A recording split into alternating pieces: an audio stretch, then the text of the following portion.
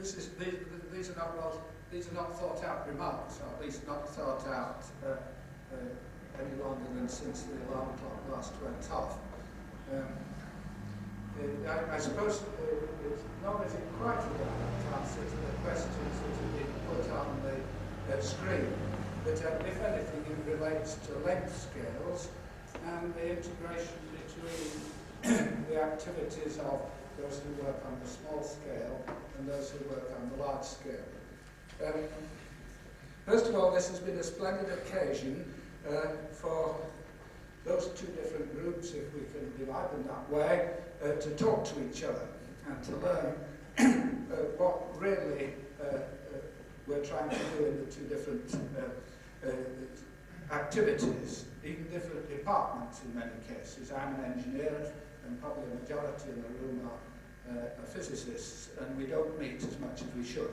So that's splendid. But on the other hand, I think when we are together, and there's this feeling of esprit de corps, that we somehow kid ourselves that we can start off with forces between atoms and finish up answering the sort of problems that about shoes on floors that a little bit it's worth talking about last night.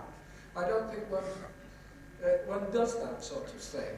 And one of the things that struck me, there's an intermediate length scale which is hardly represented amongst us, or if it is, I've not heard much about it, and that is in metals, the length scale of dislocations within crystals.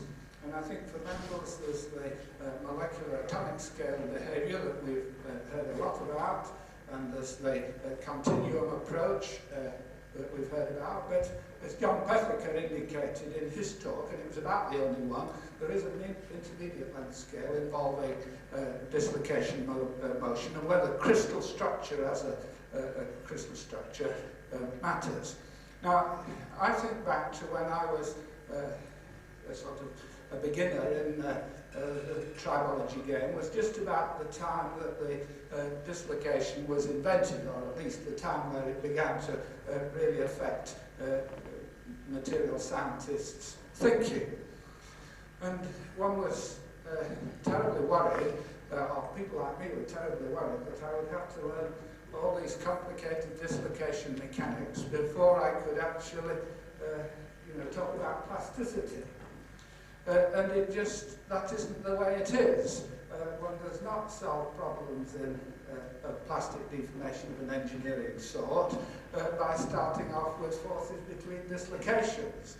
And that is not to say that that area of activity hasn't been extremely important in a sort of second order sense to engineering. The way in which we work is that we use dislocation theory, and a group of people who work, as we would put it in Cambridge, down the road in the material science department, to talk about how to get high yield strengths, high toughness, and other properties that one wants when developing materials. But having done that, in solving engineering problems, what you want is a continuum theory of plasticity, which you can put a yield stress, and you don't need to ask where does that value of y come from in solving that particular problem.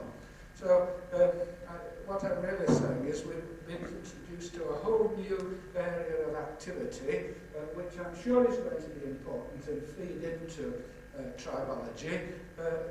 But we kid ourselves if we think we're going to start off with forces between atoms and solve engineering problems on a continuous line carried out by a single person.